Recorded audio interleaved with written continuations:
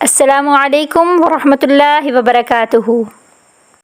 میں ہوں حافظہ سیدہ بخاری اور آپ سب کو اپنے چینل تعلیم القرآن آؤ قرآن سیکھیں اور سکھائیں میں خوش آمدید کہتی ہوں اور امید کرتی ہوں کہ اللہ کے فضل و کرم سے آپ سب خیریت سے ہوں گے۔ پچھلے سبق نمبر 5 میں ہم نے مخارج الحروف کے تیسرے مقام کا حصہ اول پڑھا تھا، جس میں ہم نے سیکھا تھا مخارج الحروف کے پہلے 3 مخارج اور 5 حروف کے بارے میں۔ اب ہم چلتے ہیں اپنے سبق نمبر 6 کی طرف۔ سبق نمبر 6 میں ہم سیکھیں گے مخارج الحروف کے بقیہ مخارج اور حروف کے بارے میں۔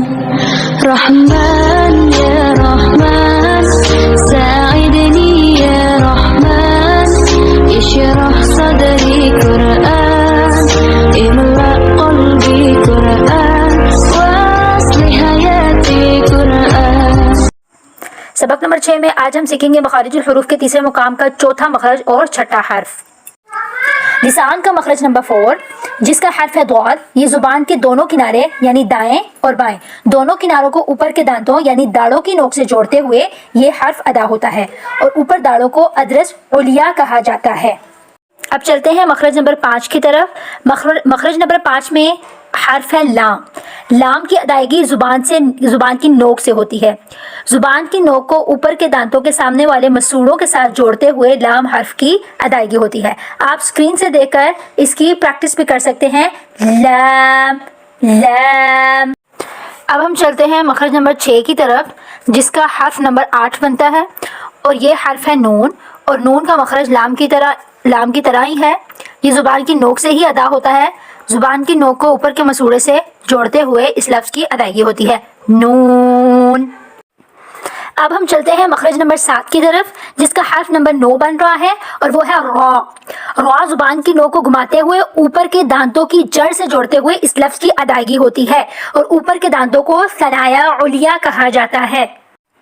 اب ہم چلتے ہیں اپنے مخرج نمبر 8 کی طرف، اور یہ مخرج نمبر 8 میں 3 حروف آتے ہیں۔ 3 حروف کا پیر ہے، جوڑا ہے اور ان کا ایک ہی مخرج ہے، اور یہ تینوں حروف بھی زبان کی نوک سے ہی ادا ہوتے ہیں۔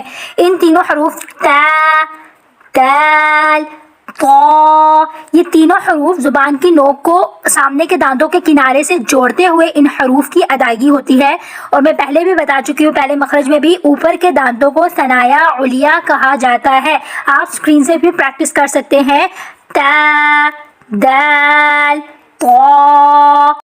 اب ہم چلتے ہیں لسان کے اگلے مخرج کی طرف۔ لسان کا اگلا مخرج نمبر 9 ہے اور اس میں بھی 3 حروف کا جوڑا آتا ہے اور اس کا ایک ہی مخرج ہے، اور یہ بھی زبان کی نوک سے ہی ادا ہوتے ہیں، اور یہ 3 حروف ہیں زا، سین، صاد۔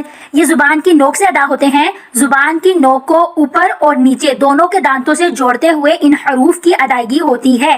آپ اسکرین سے اس کی پریکٹس بھی کر سکتے ہیں۔ اوپر اور نیچے والے دانتوں کو جوڑیں اور پھر زبان کی نوک کو اوپر اور نیچے والے دانتوں سے جوڑتے ہوئے ان حروف کو ادا کریں، زا، سین، صاد۔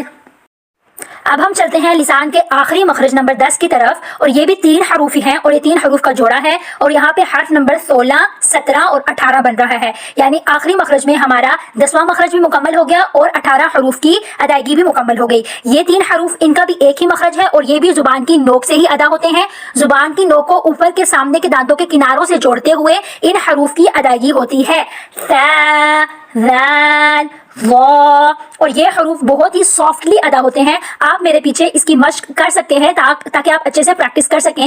میں ریپیٹ کر دیتی ہوں، ثا، ذال، ظا۔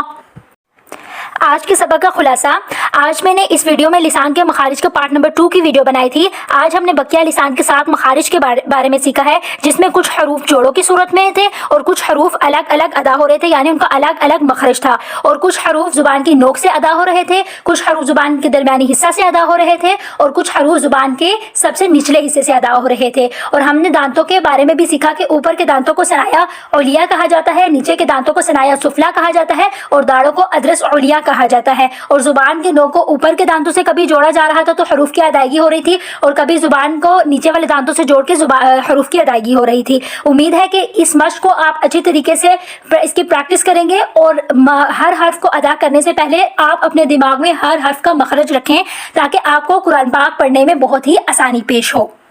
آج ہم نے لسان کے تمام مخارج کو الحمدللہ ختم کر لیا ہے. آج کے سبق کا اختتام میں یہیں پر کروں گی. اگلی ویڈیو میں اگلے عنوان کے ساتھ آؤں گی انشاءاللہ.